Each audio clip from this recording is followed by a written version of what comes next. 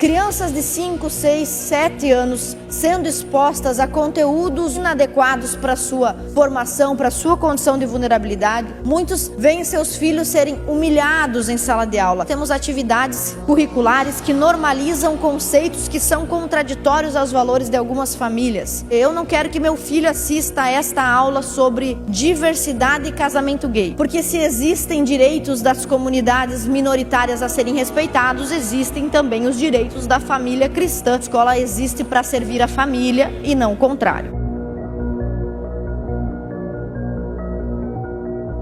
O Brasil é um país um pouco idiosincrático. Algumas coisas bem paradoxais acontecem aqui. E uma delas é transformar direito em dever e subverter a função originária daquilo que se pretendia para uma instituição pública. Isso muitas vezes acontece com as escolas. As escolas deveriam ser a extensão da instrução, do ensino que a família quer para uma criança, para o seu jovem, seu adolescente, para o futuro, para o herdeiro dessa família. Mas infelizmente no Brasil hoje você é primeiro obrigado a matricular seu filho em uma escola, não tendo o direito de escolher o gênero de educação que seu filho vai receber, como por exemplo a educação domiciliar, e é obrigado a aceitar o tipo de educação que os professores querem ministrar, ainda que estes professores desrespeitem os interesses da própria família. Então aquela instituição que deveria ser uma extensão da família se torna muitas vezes sua inimiga. E nós temos um precedente internacional para tratar desse assunto. Há pouco tempo, no ano passado, em 2025,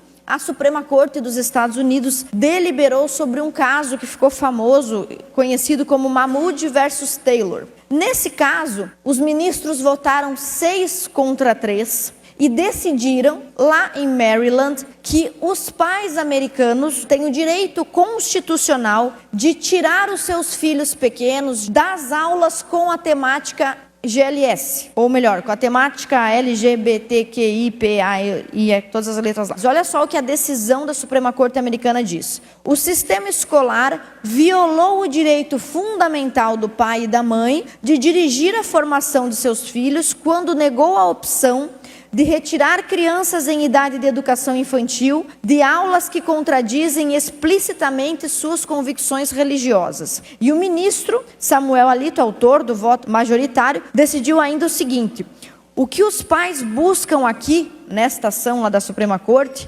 não é o direito de microgerenciar o currículo escolar público, mas sim de ter os seus próprios filhos isentos de um regime educacional específico que atropela os seus direitos bem estabelecidos de dirigir a educação religiosa de seus filhos. Então veja bem, aqui nós não estamos falando de proibir as escolas de tratar de algum assunto que seja do interesse do professor, por exemplo, mas sim de garantir o direito dos pais, que são os usuários do serviço público escolar, de retirar os seus filhos, a sua criança, de uma aula cuja envergadura moral ou religiosa, ou amoral ou antirreligiosa, fira os princípios familiares. E por que eu estou falando sobre isso aqui, senhores deputados? Porque hoje nós vamos votar o meu projeto de lei Minha Família, Minhas Regras. E nós temos aqui então a oportunidade de nos tornarmos o primeiro estado da federação a recuperar para os pais, mães responsáveis e tutores o direito de dar aos seus tutelados a educação que ache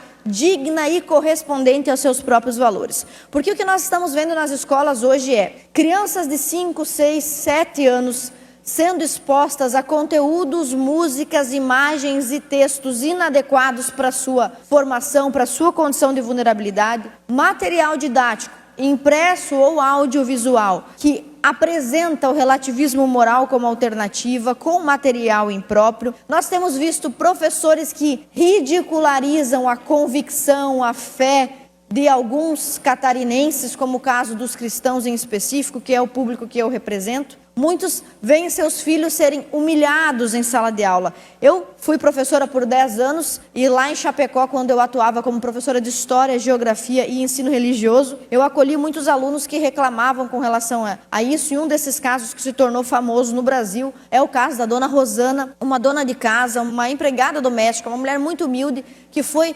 processada pela professora de sua filha por ter reclamado de a professora estar fazendo ativismo antirreligioso. Essa professora, e esse caso é público porque Santa Catarina é o primeiro estado do Brasil a ser processado pelo ESP com relação a isso. E essa professora então passou um filme sobre Martinho Lutero em sala de aula. Após a exibição do filme sobre Martinho Lutero, ficou chamando os pastores de ladrões e dizendo que aqueles que frequentam uma igreja, ou que dão dízimo, ou que dão oferta, ou que são cristãos, na verdade estão sendo manipulados, são ignorantes, enfim. E a dona Rosana, esta mãe aqui de Santa Catarina, em vez de ter seus direitos respeitados, foi ela mesma processada pela professora por ter reclamado dessa imposição ateísta. Então nós estamos falando de coisas que acontecem, documentadas, com jurisprudência no nosso estado.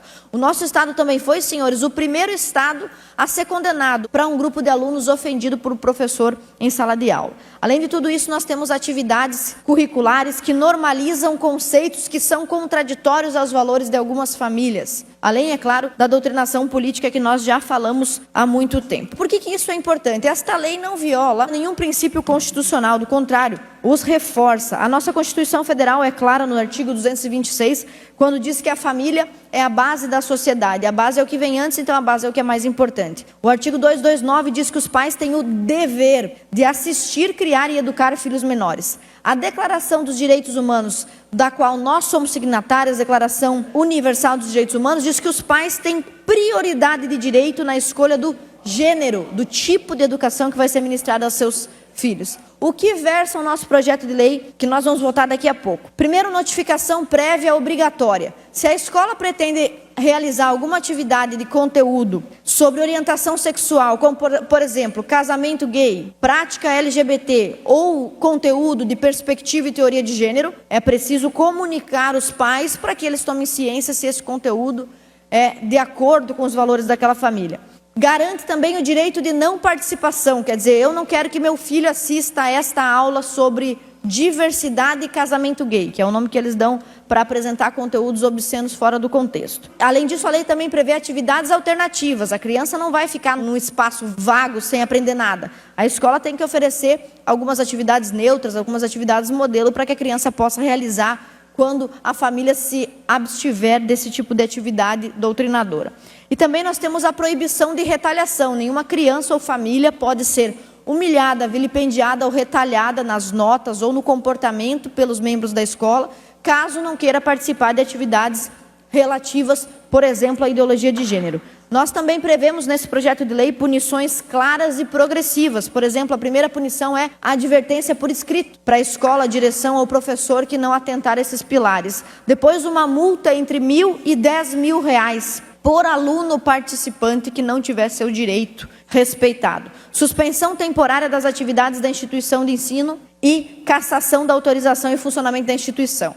É óbvio que nós estamos aqui falando de um escalonamento. Nenhuma escola, espero eu, precisará chegar a esse patamar, porque imagino que na advertência inicial já vai tomar o prumo da legislação e entender que a escola existe para servir a família e não o contrário. Pois bem, alguém poderia dizer, não, mas isso é censura, senhores. Pois bem, censura é quando o Estado previamente proíbe algum conteúdo ou algum discurso, e esse não é o caso.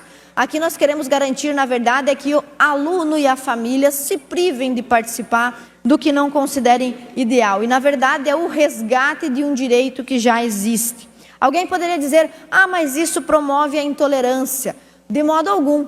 Porque se existem direitos das comunidades minoritárias a serem respeitados, existem também os direitos da família cristã de ser respeitada, como prevê a Constituição e os acordos dos quais o Brasil é signatário. Mas as crianças precisam aprender a diversidade.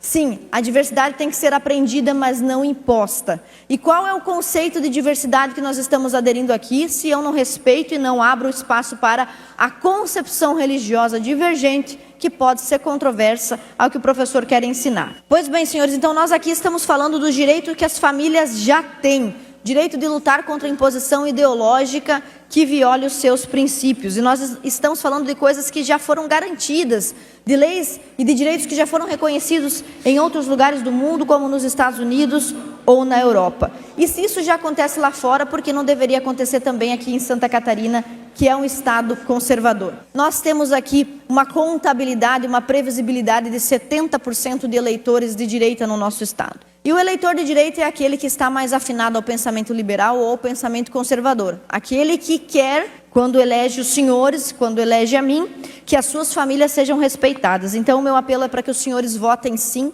e orientem suas bancadas no voto sim ao nosso projeto de lei 200. Minha família, minhas regras. Muito obrigada.